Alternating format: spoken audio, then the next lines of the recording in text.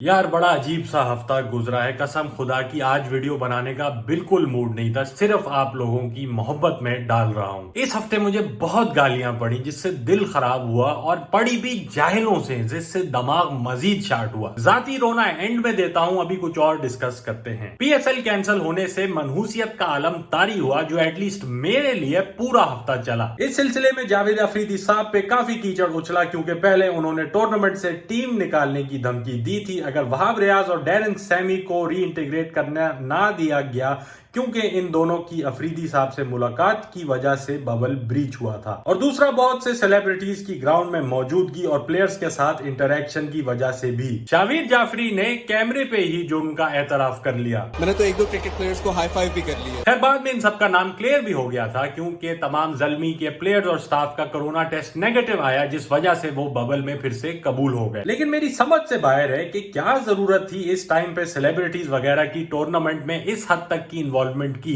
अफरीदी साहब को तो खैर कोई फर्क नहीं पड़ा, फौरन डैरेन सैमी के साथ सीखें लगा ली और अगला धंधा दस्ती शुरू कर दिया, जिसपे मारिया खान ने रमजान ट्रांसमिशन पे गीगी हदीद की पेशन गोई की। लेकिन बड़ा नुकसान हुआ है हमें सबसे यार। माली छोड़े, इतनी मेहनत के बाद क्रिकेट पाकिस्तान वापस आया है और अब लापरवाही के तहत एक नई फटीक पड़ गई है। खेल की खूबसूरती ही यही है कि वो लोगों को जोड़ता है, जिस वजह से आजम खान और डेल स्टेन मौसीकी में मुलव्विस थे, और कुछ ही मैचेस में परफॉर्मेंस की बिना पे शाहनवाज धानी ने लाड़काना में हीरो वाला इस्तकबाल लिया। उम्मीद है इनको पीछे से चप्पल ना पड़े। और अगर एक चीज अच्छी हुई, वो शाहीन शाह का लाला की बेटी से रिश्ता था, जिस वजह से ये सेलिब्रेशन क्लियर हो गई।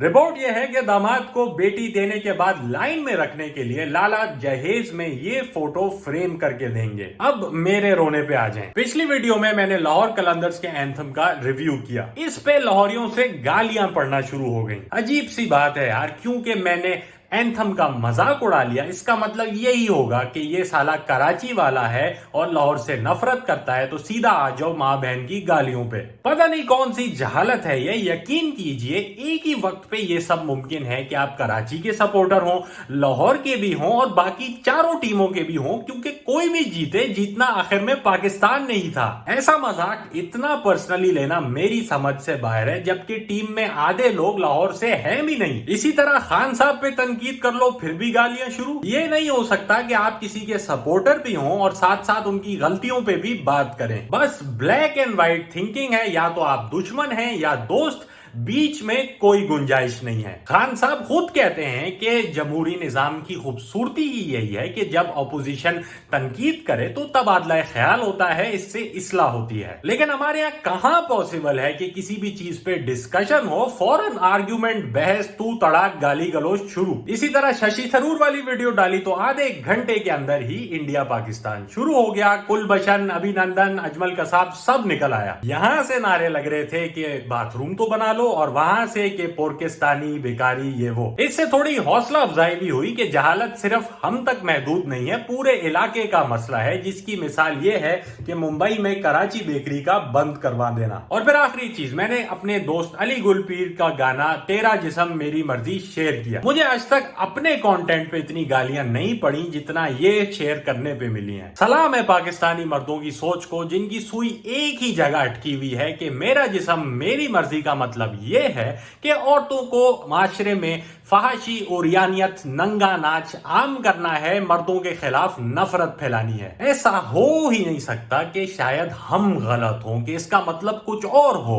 कि शायद जो औरतों पे तशद्दुद होता है उसके खिलाफ ये एक एहतजाज है। जो रोजाना बच्चियों का रेप होता है, ऑनर किलिंग्स होती हैं, एसिड अटैक्स होते हैं, फोर्स्ड कन्वर्जन होती हैं, डोमेस्टिक वायलेंस होता है, इसके खिलाफ कुछ हो। नहीं नहीं नहीं, ये तो सब मगरबी साजिश है, इसका ये लोग फंड लेते हैं। कुछ मर्दों का तो कहना यह है कि जी क्योंकि हमने अपनी आंखों से ये सब होते हुए नहीं देखा, इसलिए ये सब नहीं होता। तो भाई अगर ऐसा है कि जो चीज आपने अपने सामने होती हुई नहीं देखी उसको नहीं मानना, तो सबसे पहला सवाल तो फिर आप अपने वालिदैन के सामने जाके पेश करें अपने वजूद पे। बहुत से कमेंट्स और मैसेजेस को मैंने जाने दिया, लेकिन इन साहब को मैं नहीं छोड़ूंगा। ये पूरी डिटेल मैंने अटैच कर दी है, इनको कोई کوئی اگر پہچانتا ہے یا مجھے ان کی کمپنی سے کوئی ان ٹچ کروا سکتا ہے تو پلیز کروا دے، بہت شکریہ۔ اور خدا کا واسطہ ہے یار، اپنی آنکھوں سے پٹیاں اتارو، اپنے کان کھولو اور اپنے آس پاس کی عورتوں سے پوچھو کہ وہ ڈیلی بیسس پہ کیا کچھ برداشت کرتی ہیں۔